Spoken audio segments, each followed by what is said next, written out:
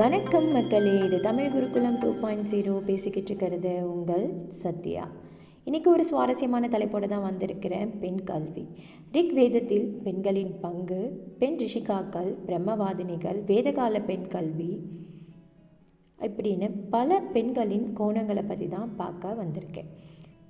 பலர் நினைக்கிறார்கள் வேத ஆண்களுக்கானது என்று. ஆனால் உண்மை அதுவல்ல.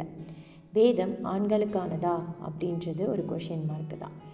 அதை பற்றி தான் இந்த எபிசோடில் பார்க்க போகிறோம்.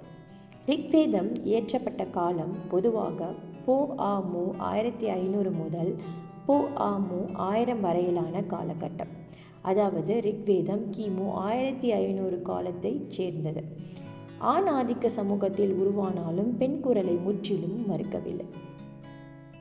ரிக்வேதம் பெண்களை தேவிகளாக, உரையாடல் கதாபாத்திரங்களாக, ரிஷிகாக்களாக, சுக்தங்கள் இயற்றிய ஞானியாக பதிவு செய்துள்ளது. அதாவது இந்த பெண்கள் வேத அறிவை பெற்று வெளிப்படுத்தும் திறன் கொண்டவர்களாக, அது மட்டுமல்லாமல் உயர்கல்வி கற்ற அறிஞர்களாக, பிரம்மவாதினிகளாக அழைக்கப்பட்டார்கள் அப்படின்னு சொல்கிறாங்க. 30க்கும் மேற்பட்ட பெண் ரிஷிகாக்கள் ரிக் வேதத்தில் குறிப்பிடப்பட்டிருக்கிறார்கள்.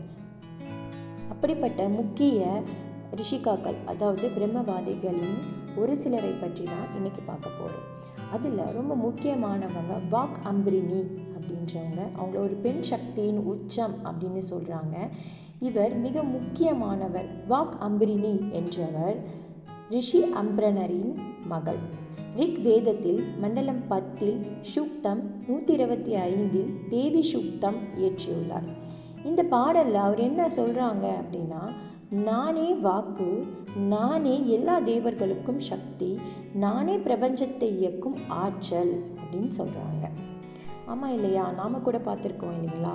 இப்போ உலகத்தில் முதல்ல தோன்றினது ஒரு ராஜராஜேஸ்வரி அப்படின்ற ஒரு சக்தி தான். அந்த சக்தி தான் மூர்த்திகளை உருவாக்குனாங்க. சிவன், பிரம்மா, விஷ்ணு அப்படின்னு படைத்தல், காத்தல், அழித்தல் அப்படின்ற தொழில்களை கொடுத்து மூர்த்திகளை உருவாக்குனாங்க அப்படின்னு பார்த்தோம். அதே மாதிரி அந்த மூர்த்திகளுக்கும் ராஜராஜேஸ்வரின் சக்தியில் இருந்து தான் பார்வதி, லக்ஷ்மி, சரஸ்வதி அப்படின்ற முப்பெரும் தேவிகளை உருவாக்குனாங்க அப்படின்னு சொல்லி பார்த்தோம். அப்போது இதுக்கு எல்லாத்துக்கும் முதல் கடவுளாக இருக்கிறது ராஜராஜேஸ்வரி அப்படின்ற ஒரு சக்தி தான் இல்லையா? அதை தான் இவங்க அழகான வடிவில் சமஸ்கிருதத்தில் சொல்லியிருக்கிறாங்க. நானே வாக்கு, நானே எல்லா தேவர்களுக்கும் சக்தி, நானே பிரபஞ்சத்தை இயக்கும் ஆற்றல் அப்படின்னு சொல்லிட்டு. இது உலக இலக்கியத்தில் பெண் சக்தியை நேரடியாக அறிவிக்கும் மிக பழமையான தத்துவ குரல் அப்படின்னு சொல்கிறாங்க. அதை தொடர்ந்து கோஷா, இவங்க தீர்க்கடமானின் பேத்தி. இவங்க 10வது மண்டலத்தில் 39, 40 அப்படின்னு 2 பாடல்களை முழு பாடல்களாக இயற்றியிருக்கிறாங்க. இந்த பாடல்கள் எதை மையக்கருத்தாக கொண்டது அப்படின்னா, அஸ்வின் தேவர்களை புகழ்ந்து பாடினார். அதாவது அஸ்வின் தேவர்கள் அப்படின்றவங்க தெய்வீக மருத்துவர்கள் அப்படின்னு சொல்கிறாங்க. இவங்க நோயற்ற உடல் மற்றும் உயிர் சக்தியை வழங்கும் அஸ்வின் தேவர்கள் அப்படின்னு சொல்கிறாங்க. ஒரு நோயிலிருந்து குணமடைந்து ஒரு பெண்ணோட வாழ்க்கை ஆசைகளை பற்றின பாடல் தான் இது அப்படின்னு சொல்கிறாங்க. அதாவது நோயை பக்தியால் வென்று திருமண வாழ்வை அடைந்த ஒரு பெண்ணின் பாடல் அப்படின்னு சொல்கிறாங்க. இதை தொடர்ந்து லோபமுத்ரா, அகஸ்திய முனிவரின் மனைவி, மண்டலம் 1 பாடல் 179 இயற்றியிருக்கிறாங்க. துறவுக்கும் குடும்பத்திற்கும் சமநிலை கோரிய குரல். அதாவது இல்லறமும் தவமும் சமநிலையில் இருக்க வேண்டும் என்பது கூறும் பாடல். அதாவது இதில் என்ன சொல்லியிருக்காங்க அப்படின்னா, இல்லறம் அப்படின்றது நல் அறம், அறம் அப்படின்னா ஒழுக்கம். இந்த ஒழுக்கம் எல்லாருக்கும் இருக்க வேண்டும், இல்லத்தில் உள்ள தலைவனுக்கும் இருக்க வேண்டும். அந்த ஒழுக்கத்தையும் எப்படி ஒருத்தன் பாவிக்கிறானோ அதே மாதிரி அதே அறநிலையில் துறவையும் ஒருத்தன் பாவிக்க வேண்டும். அப்போ துறவும் இல்லறமும் சமநிலையில் இருக்க வேண்டும் அப்படின்றது தான் இந்த அகஸ்திய முனிவரின் மனைவியான லோபமுத்ராவுடைய கருத்தா, பாடல்களின் கருத்தா இருந்திருக்கு. இதைத் தொடர்ந்து ஆபால ஆத்ரோயி, ஆத்ரி முனிவரின் மகள் அப்படின்னு சொல்கிறாங்க. இவர் மண்டலம் 8 பாடல் 91 இயற்றினார் அப்படின்னு சொல்கிறாங்க. இது எது குறித்த பாடல்கள் அப்படின்னு சொன்னால் இந்திரனை நோக்கி நோய் நீக்கும் பிரார்த்தனை அப்படின்னு சொல்கிறாங்க. அவங்க தோல் நோயை பாதிக்கப்பட்டிருக்காங்க. அந்த தோல் நோயில் இருந்து குணமடையணும் அப்படின்னு இந்திரனை துதித்த பாடல் வரிகள் தான் இந்த ஆபால ஆத்ரோயி அப்படின்றவங்க எழுதியிருக்காங்க அப்படின்னு சொல்கிறாங்க. அதை தொடர்ந்து விஸ்வவாரா அப்படின்றவங்க இன்னொரு பிரம்மவர்த்தினி. அவங்க அத்திரிய குடும்பத்தைச் சேர்ந்த ஒரு பெண்.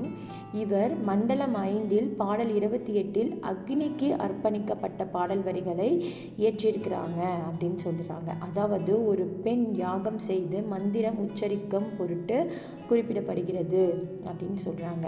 ஆமாம், நாமளே சொல்லலாம் இல்லையா, அந்த காலத்தில் பெண் யாகம் செஞ்சுருக்காங்க அப்படின்றது எவ்வளோ பெரிய விஷயம் இல்லையா. ஆனால் இப்போ வரைக்குமே நம்ம பார்த்துருக்குறோம். நம்ம நடைமுறைகள்லேயும் பழக்க வழக்கங்கள்லேயும் ஒரு யாகம் அப்படின்னு வளர்ந்துச்சு அப்படின்னா அதில் ஆண் தான் இருப்பாங்க, ஆண் தான் லீடிங் பர்சனாக இருப்பாங்க.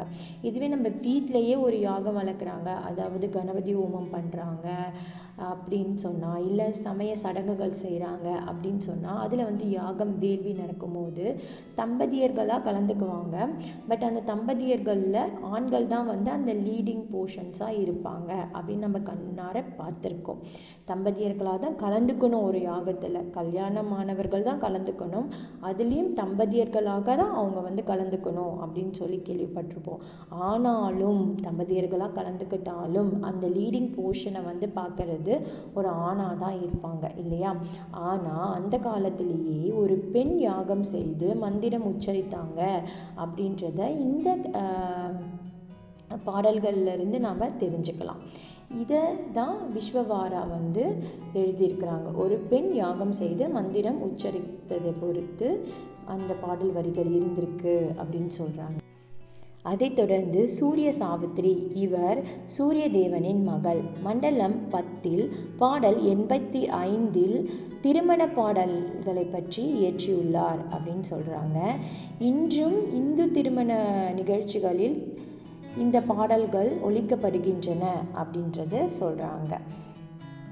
சூரிய தேவனின் மகள் சூர்யா சந்திரகுல இளவரசன் சோமன் என்கின்ற சந்திரன் உடன் திருமணம் நடைபெற்றிருக்கிறது. அந்த திருமணத்தில் இந்த பாடல்கள் இயற்றப்பட்டது அப்படின்னு சொல்கிறாங்க.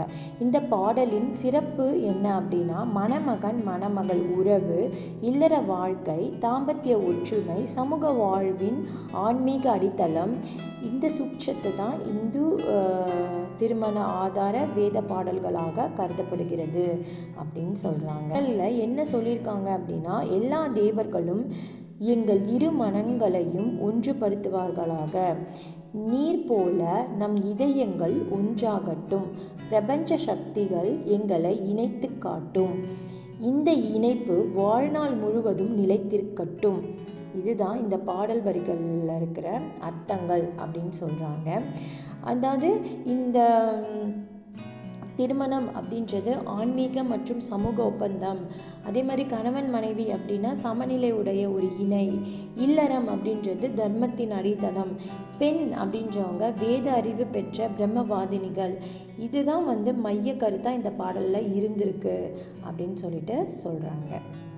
இந்த மாதிரி 30க்கும் மேற்பட்ட பிரம்மவாதினிகள் வேத காலத்தில் உயர்கல்வியை கற்று வேதங்களை பாடியிருக்காங்க. ஒவ்வொரு கட்டங்களிலும் வேதங்கள் இயற்றப்பட்டிருக்கிறது பெண்களால் அப்படின்றதுக்கு நிறைய ப்ரூஃப் இன்னுமே இருக்குது. அதில் ஒரு சிலதை பற்றி தான் நாம் இன்றைக்கி பார்த்தோம். ஸோ ரிக் வேதத்தில் பெண்கள் எவ்வளோ முன்னேற்றத்தில் இருந்தாங்க, அதே மாதிரி பெண் கல்வி எப்படியெல்லாம் இருந்துச்சு அப்படின்றது தான் பார்த்தோம். இதை தொடர்ந்து இன்னும் பெண்களின் நிலைமை என்ன இருந்தது, கட்டுத்திட்டங்களாக என்னென்ன இருந்தது பெண்களுக்கு அப்படின்றத நெக்ஸ்ட் எபிசோடில் நம்ம பார்க்க போகிறோம். ஸோ ரிக் வேதம் அப்படின்றது முழுமையான சமத்துவத்தை வழங்கவில்லை என்றாலும் பெண் அறிவையும் பெண் குரலையும் முழுமையாக மறுக்கவில்லை. பெண் ரிஷிகாக்கள் இந்திய அறிவு மரபின் மறைக்கப்பட்ட பொக்கிஷங்கள்.